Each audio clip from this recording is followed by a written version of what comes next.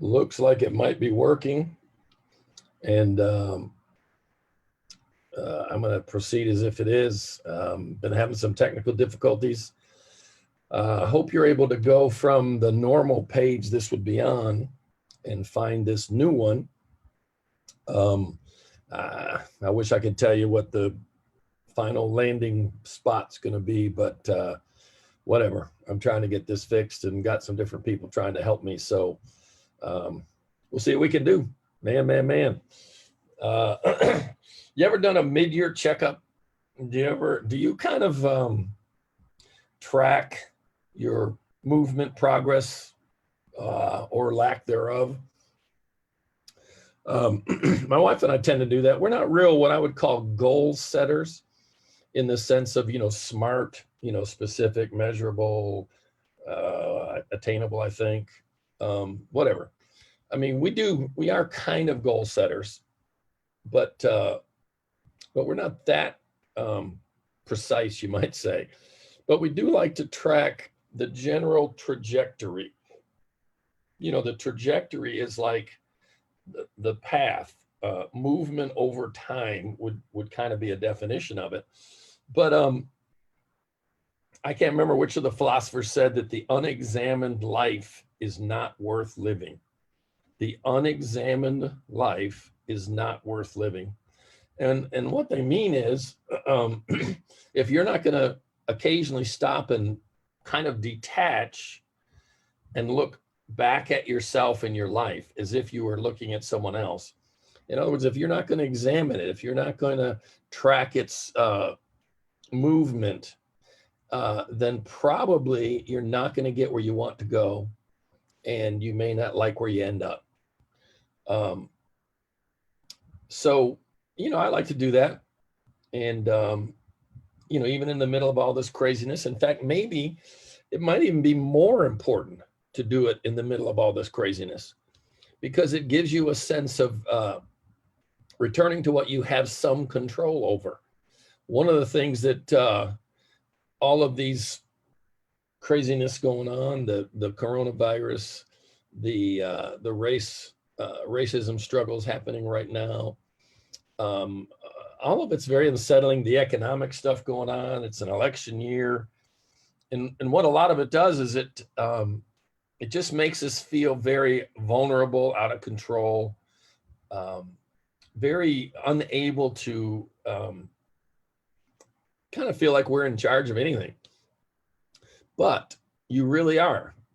You're in charge of a lot of things. You're responsible, able to choose your response, responsible, able to choose your response to virtually anything.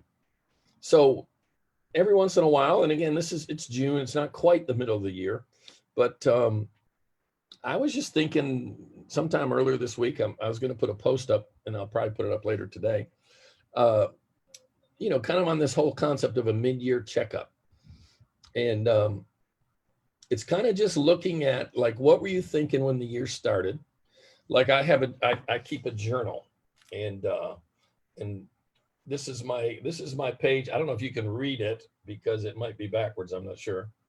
But my learnings from 2019: love is everything.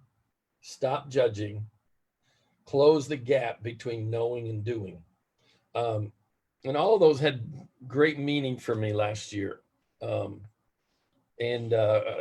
Surprisingly, there's not that much difference this year. So again, I'm not sure if you can read this, but the thoughts I had as I was starting the year back on January 6th, less is more. And that's really still about closing the gap between knowing and doing. And then love, still the just that thought that it's all about love. A warrior mindset. And all I meant by that was I was just tired of whining. I was tired of just like letting things knock me down. And I would, instead of getting back up and punching in whatever it was in the face, I would just sit there and whine a little bit. And then the last one is mindfulness meditation. And so my point is, I like to just stop every once in a while and say, okay, what last time I really said, God, what is this next stretch of time about? Those are the thoughts I felt like rose up out of my heart, closing the gap. What I mean by that is I love what I do. I love what I get to do. And there's just a lot of it. And there's times when, how many of you know that you can get caught up in good stuff and it can mess you up as bad as getting caught up in bad stuff. So just been working on that and trying to say yes to the right things and no to the right things. And coronavirus sure has helped with that, to be honest with you. And then the whole love thing, I tell you, I was blown away by a scripture, 1 Timothy 1:5. And 1 Timothy 1:5 says this: the goal of our instruction is love. The goal of our instruction is love, from a pure heart, a good conscience, and a sincere faith. Now, I love to look up words, and that word goal, one translation says the end of our instruction. The goal of our instruction, that word is teleos, T-E-L-I-O-S, might not be pronouncing it right. And it means the outcome toward which everything is aimed and moving. The outcome toward which everything is aimed or moving. So that scripture says the outcome toward which everything in your life is aimed. The outcome everything in your life's aimed at, and the outcome everything in your life's moving toward is love. It's all about love. Now, I would probably say it a little differently than some people. I would say it's about receiving. 1 John 4:19. We love him because he first loved us. I think part of the reason, if not the reason, most of us have a hard time loving others is we've not slowed down long enough to learn how to receive love. And obviously from God first. And we talked recently about the fact that that's why he created you, so that he could love you. So, that whole idea, less is more, love is everything. I mentioned a minute ago the whole warrior mindset. Just the whole idea that